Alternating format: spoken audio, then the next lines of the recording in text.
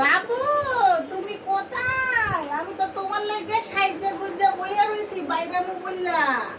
দেখতে দেখতে তো 9:30 বাজে গেল, আর কখন যাবো? এইরকম করলে কি হয়? দেখো তো, প্রত্যেক দিনই এইরকম কীর্তি করো, প্রত্যেক দিন। যাবো না তোমার লাগে, কইয়া দিলাম, এই কইয়া দিলাম, আরই কইয়া দিলাম, আর যাবো না তোমার লাগে। যাও বাবু, তোমার লাগে যাবো না, আর ফোন করুম না, কল করুম না, যাবো না।